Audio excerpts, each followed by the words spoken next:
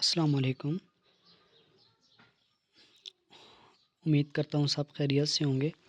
अच्छा जी, आज एक न्यू टॉपिक के साथ हम हाज़िर हुए हैं, जिसके अंदर हम अ, बात करेंगे पर्सनल अकाउंट की और फंडेड अकाउंट की।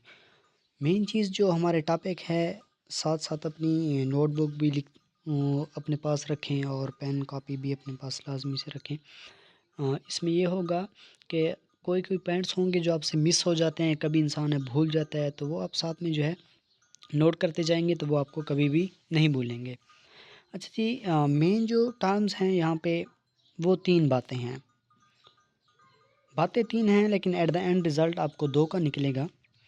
फंडेड अकाउंट क्या होता है और पर्सनल फंडेड अकाउंट क्या होता है या पर्सनल अकाउंट क्या होता है, ठीक है?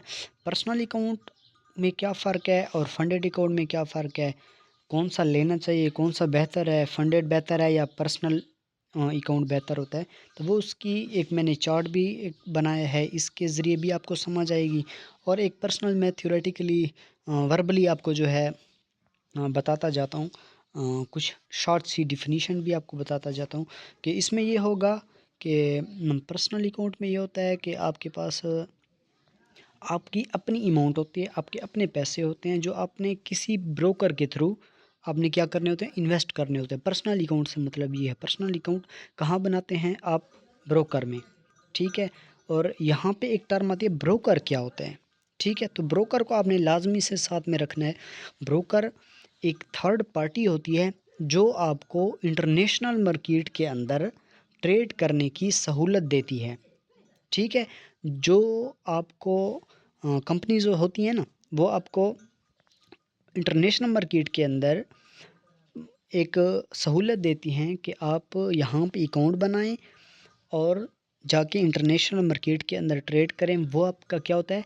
पर्सनल अकाउंट होता है। पर्सनल, जिसके अंदर आप 100% अपनी मनी जो है, अपनी इन्वेस्टमेंट आप डालते हैं। ये हो गया पर्सनल अकाउंट और ब्रोकर। ब्रोकर की डेफिनेशन मैंने आपको बता दी। ब्रोकर एक थर्ड पार्टी होती है जो आपको क्या करती है, इन्वेस्टमेंट जहाँ आपकी जितनी भी इन्वेस्टमेंट होती है आप वहाँ पे डालते हैं और उसी के थ्रू आप क्या करते हैं, अपना पर्सनल अकाउंट ओपन करते हैं। लेकिन अदर हैंड क्या होता है, एक फंडेड अकाउंट होता है। फंडेड अकाउंट में क्या फ़र्क है और पर्सनल अकाउंट में क्या फ़र्क है? ब्रोकर बात क्लियर हो गई। उसके बाद आ जाता है फंडेड अकाउंट में और पर्सनल अकाउंट में डिफिनीशन, डिफरेंशिएट करना कि आपके पास जो फंडेड अकाउंट्स होते हैं, आप एक छोटी-सी स्मॉल अमाउंट ऑफ फ़ीस देते हैं कंपनीज़ को। एक मुख्तलिफ़ किस्म की कंपनीज़ होती हैं जिसको आप फ़ीस देते हैं और वो आपको अपॉर्चुनिटी देते हैं इंटरनेशनल मार्केट के अंदर, ठीक है? ये एक चार्ट है, इसकी मैं आपको फ़र्दर जो है पढ़कर भी आपको मैं बताता हूँ और जो है ये आपकी बातें क्लियर होती जाएँगी इंशाल्लाह इसके साथ। इसमें फ़ीचर्स कौन-कौन से हैं? डेफ़िनिशन मैं आपको बता दूँ। पर्सनल अकाउंट की डेफ़िनिशन क्या है? ट्रेड विद ओन मनी, ठीक है? कि अपने पैसों के साथ ही ट्रेड करना। लेकिन अदर हैंड अगर आप देखें फंडेड अकाउंट क्या होते हैं या प्रूफ फर्म, ठीक है? ट्रेडिंग विद फर्म्स कैपिटल, वो आपको कंपनीज़ क्या देती हैं, एक अच्छी अमाउंट में आपको देती हैं यूएसडीटी, उसके ऊपर आप ट्रेड करते हैं। ठीक हो गया। सोर्स ऑफ कैपिटल क्या होता है? ट्रेड पर्सनल फंडेड फंड होता है, उसमें क्या होता है, प्रो फार्म फंड होता है। रिस्क लेवल क्या होता है, किस चीज़ में अभी आप लोगों ने डिफरेंशिएट अपने लिए करने के कौन सा मेरे लिए बेहतर है, रिस्क किस में हाई है किस में लो है। पर्सनल अकाउंट के ऊपर 100% आपका रिस्क अपना होता है, हाई रिस्क होता है। ट्रेडर जो है बेयर ऑल लॉसेस, तकरीबन जो ट्रेडर्स हैं वो उसके ऊपर क्या होते हैं, लॉसेस करते हैं। लेकिन इसके अंदर क्या होता है, फंडेड अकाउंट के अंदर क्या होता है, उसमें लो रिस्क है, रिस्क कंट्रोलेबल भी होता है फर्म्स रूल्स की तरफ से, ठीक है जी। उसके अलावा प्रॉफिट ओनरशिप क्या होती है, जो आप पर्सनल अकाउंट के अंदर ट्रेड करते हैं उसमें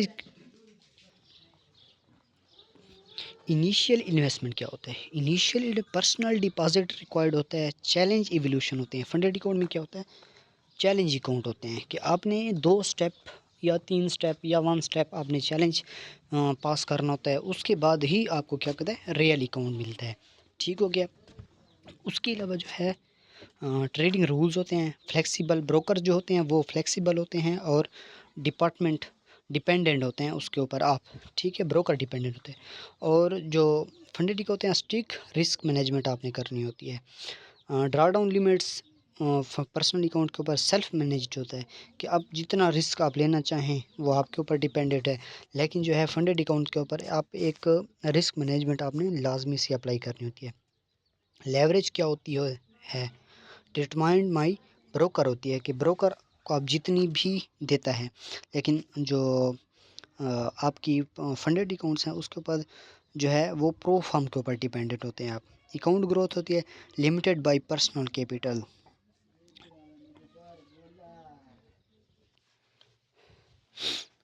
स्ट्रेटजी फ्रीडम की क्या होनी चाहिए आपके पास, ठीक है।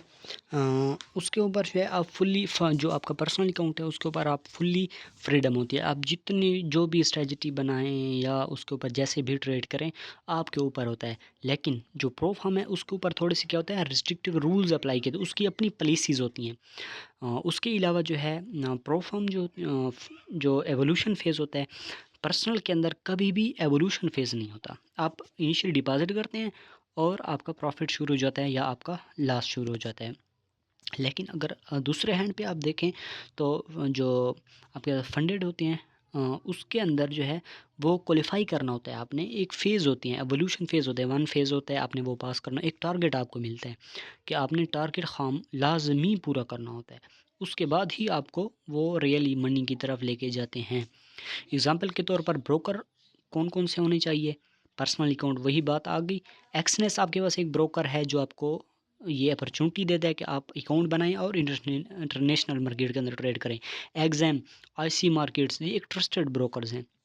उसके अलावा जो है सेकंड हैंड पे फंडेड अकाउंट्स जो हैं एफटीएमओ हो गया, फंडेड नेक्स्ट हो गया, द फाइव एराज हो गया, फंडिंग पिप्स हो गया, इस तरह और भी मल्टीपल्स कंपनीज़ हैं जो आपके पास फंडेड अकाउंट की जो है या प्रो फर्म आपके पास हैं जो आपको ये अपॉर्चुनिटी देती हैं कि आप ट्रेड करें।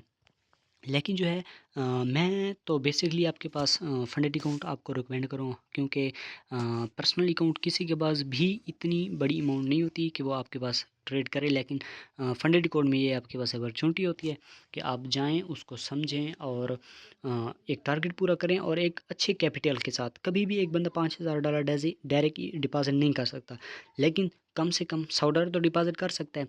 100 अगर आप पर्सनल में डालें तो पर्सनल में तो 100 एट एनी टाइम उड़ जाएंगे, ठीक है। अदर हैंड जो है आपके पास फंडेड अकाउंट्स होते हैं। फंडेड अकाउंट्स में ये होता है कि आपके पास एक अच्छी अमाउंट होती है, आप एक थोड़ी सी फ़ीस देते हैं कंपनी को, जो आपको अपॉर्चुनिटी देती है वो आप ट्रेड करना होता है, आपने उसको टारगेट फीस पास करना होता है। उसके बाद आप फर्दर रियल मनी की तरफ चले जाते हैं। तो मैं तो आपको पास जो है फंडेड अकाउंट्स को रिकमेंड करूँगा, क्योंकि कभी भी रिस्क 100% अपनी मनी पे नहीं लें। फंडेड अकाउंट्स को आप फ़ीस दें और उसके ज़रिए ही आप क्या करें अपनी ट्रेडिंग की जर्नी स्टार्ट करें। सी यू सून इंशाल्लाह इन नेक्स्ट वीडियो। तो अभी के लिए इतना ही, बहुत शुक्रिया।